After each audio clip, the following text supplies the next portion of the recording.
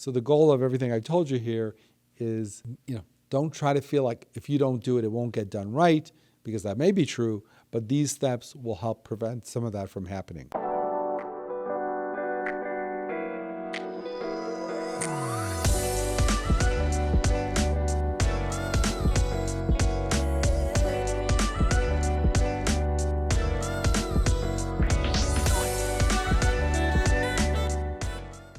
Hi, welcome to another episode of Baktari MD.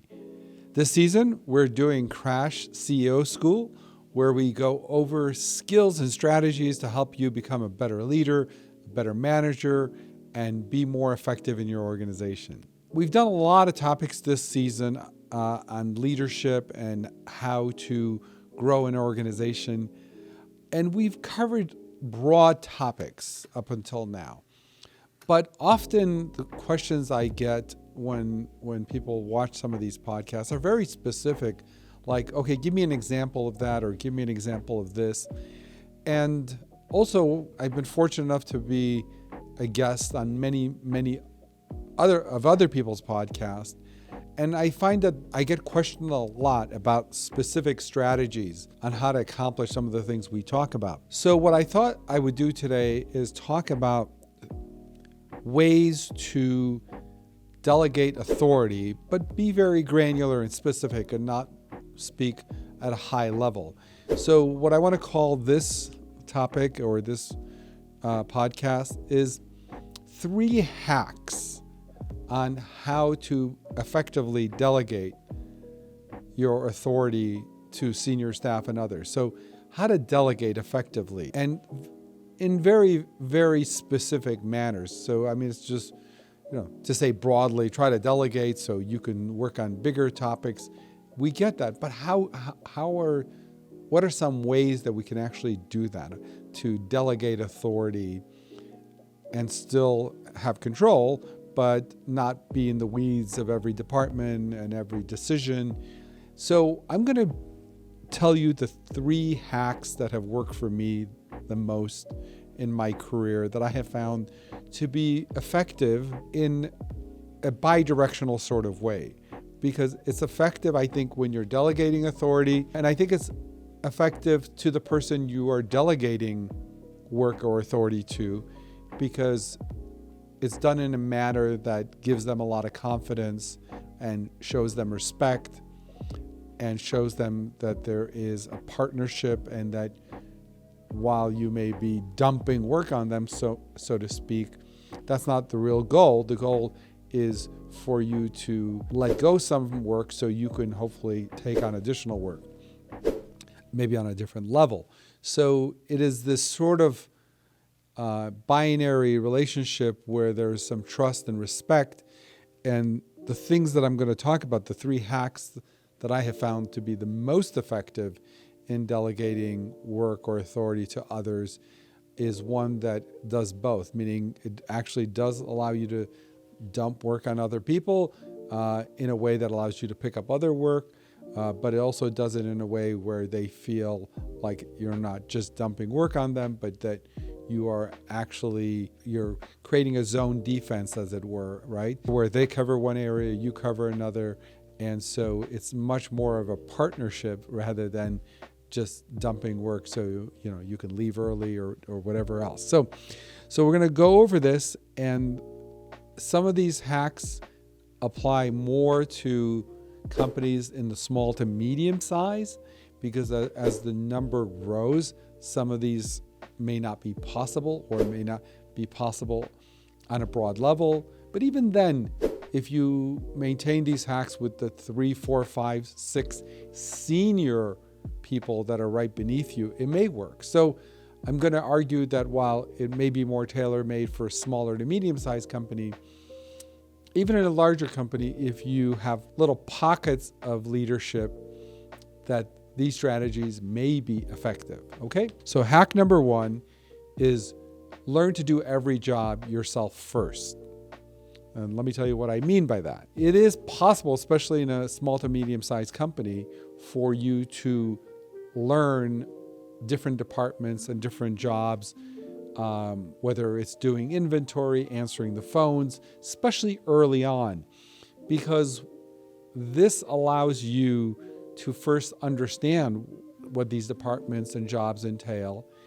And it may not be the best use of your time initially, but long-term, I'm going to argue that's going to pay dividends. So I'll give you an example. Very early on in one of our companies, when there was only 5-10 of us, we had a couple of people dedicated to answering the phone.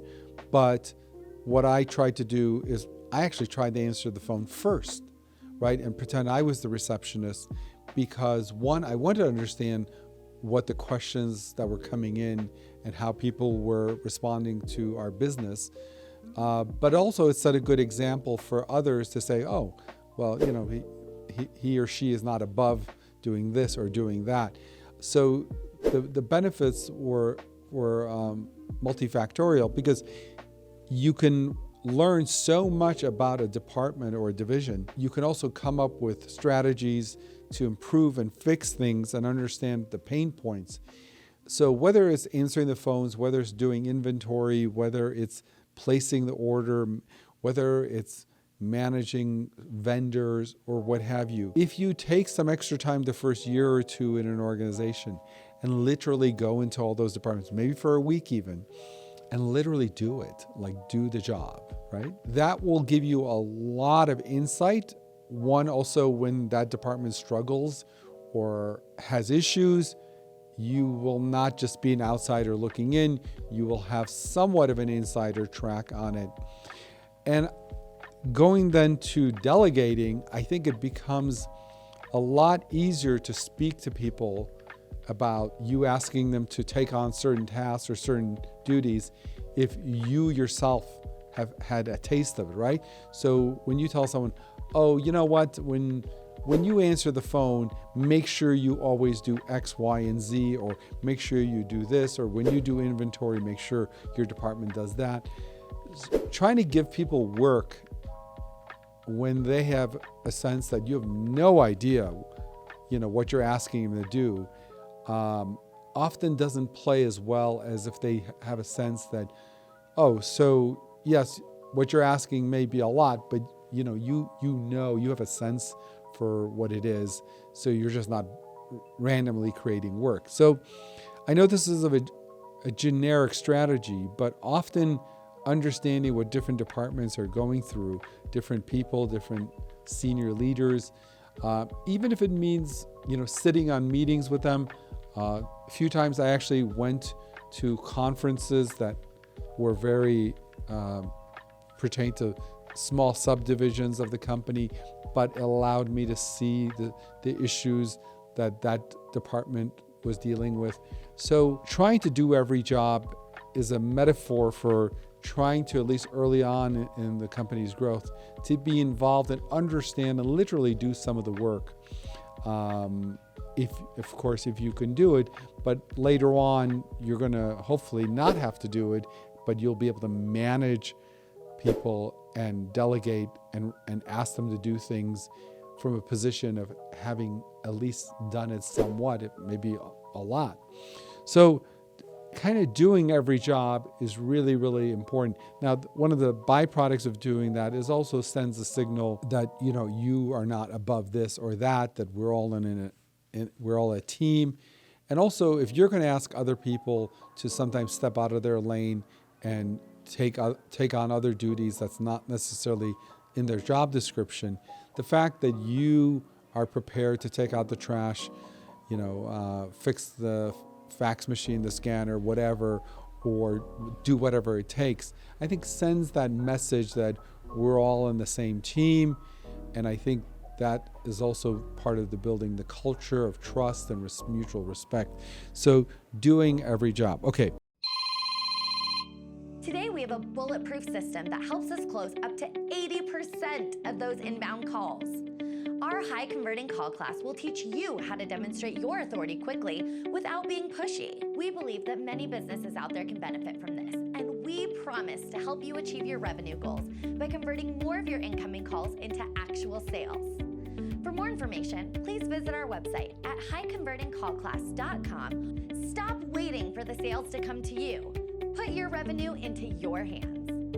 The second hack is very, very specific, and that is especially from your senior people to get an end-of-day report. Now, we created this a long time ago, and it's a very unique process where you have your senior leaders at the end of the day send you a report, and that report is supposed to be very brief, and it's supposed to be not in a prose style, maybe in a bullet point style of things that happened or that they were able to address or issues they had, in a way that would allow you to understand what their day was all about.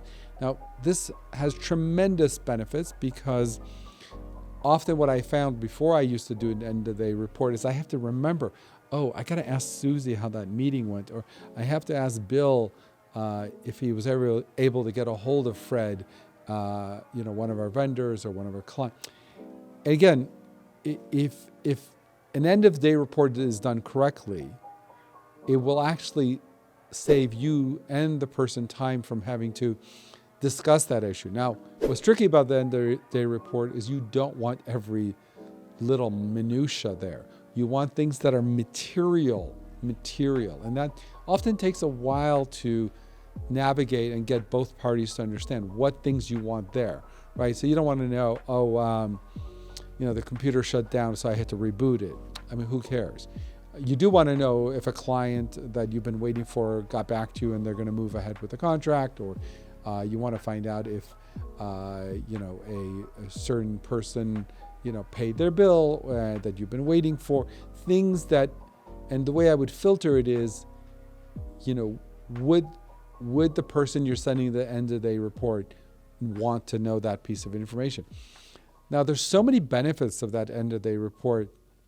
The end-of-day report allows you to then take that information that they're giving you and maybe, use it somewhere else now that you have it. Otherwise, the only other way to do it is, by the end of the day or the next day, like literally by happenstance, just, hey, by the way, Bill, what happened to this? What happened to that? Or what's going on with this? What's going on with that? And I think that's what really happens in most companies, that they have to have this sort of,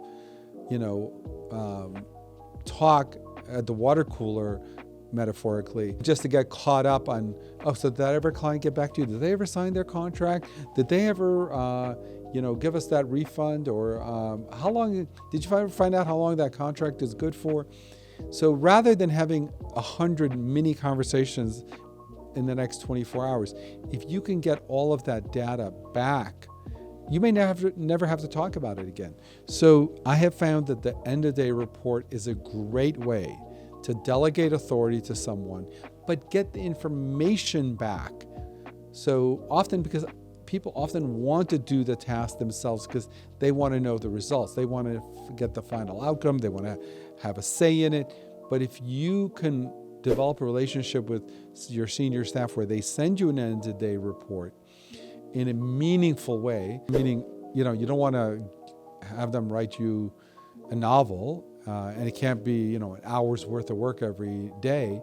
But if there was a way they could concisely tell you the big deal points of that day that they think you would want to know, that is going to make your relationship with that person a lot stronger. When you first ask someone to send you an end-of-day report, it actually sounds kind of like it's below someone to send you an end-of-day report because you're just checking on them, you don't trust them. But if you can get past that and say, no, it has nothing to do with trust, it has nothing to do with holding you accountable, it has more to do with me getting the information back so I can use the information, and also I can not bother you and say something as, hey, did they ever get back to you? Did they ever sign the contract? Did they ever do this?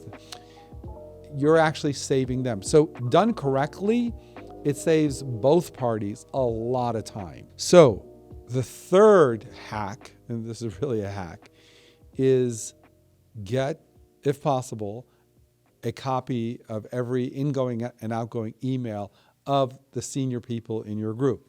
Now, let me preface that. First, obviously, you want to ask permission. You want to make sure these are all work-related. You don't want to access anyone's personal emails. And so if you have the kind of organization where their email box is confined to just their professional emails, and you, of course, convey that. And the goal, of course, is of getting a copy of every email that goes in and every email that goes out is often in real time. You can see an email that came in to one of the people you're mentoring or one of your senior leaders, and before they respond, you may be able to interject and say, hey, Susie, I know you just got an email from one of our biggest client, and he seems to be complaining about X, Y, and Z. I think this is the way we should handle it because I've been there before, right? So it goes to some of this mentoring that we've talked about and advice and having the more satellite picture. But also when incoming mail comes in, right, that you may know that someone relatively new on the job is not going to be able to handle what's being asked of them in that email, and then you can offer to help. Because if you don't see it, what happens is the person responds to the email incorrectly, and then they respond, and by the time it comes to you, it's a big mess. So if there's an opportunity for jump in and fix it before it blows up, before the wrong response is given, right? So I've seen emails where a client says, hey, by the way, we need this kind of service. Do you guys do that? And again, maybe a junior person that's new on the job may respond, no, we don't do that, when in fact we do that, but it's not something that they were privy to or what have you. So you can think of all sorts of different circumstances where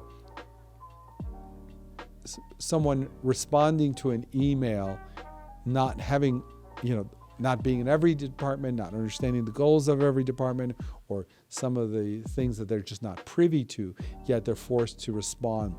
And sometimes, you got a disgruntled whatever. And even that, if you can mentor someone in how to best handle or manage those kind of emails. So this idea of getting a copy of every ingoing and outgoing email is something that you need to be upfront and discuss the pros and cons of it. And you have to make sure there's no personal emails, going through that, because obviously you certainly don't have a right or want to see any of that. But in most organizations, that there's a clear separation between work and non-work emails.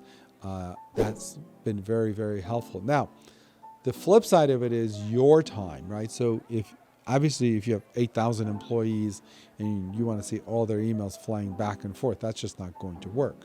So you will have to pick and choose the group of senior people that you think you can have an impact by giving your input in how they should respond to emails, how they should formulate different things that come up in the email exchanges.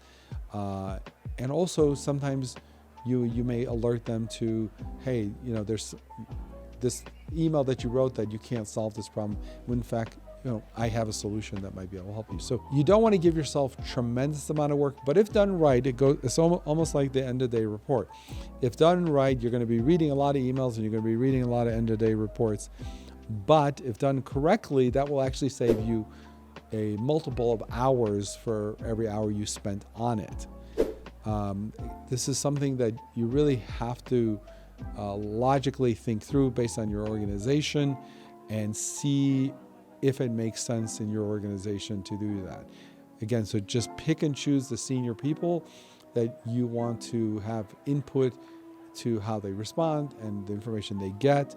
And I have been shocked by the amount of good things that have happened by us being able to see what's going on in real time and pivoting quickly and adjusting. So those are the 3 hacks: do every job, the end of the day report, and a copy of senior people's emails as they're going back and forth with all the proviso that we talked about. Okay, I hope that's helpful. I hope that gives you 3 good hacks that allows you to delegate work and delegate responsibility. But I'm going to argue, but still having your hand in the pie where you can have an impact if it's not going exactly like you would have done it, right? So the goal of everything I told you here is, don't try to feel like if you don't do it, it won't get done right, because that may be true, but these steps will help prevent some of that from happening. Okay, so thank you so much for watching. If you like this kind of content, please don't forget to like, comment, subscribe, and we will see you on the next episode. Thank you.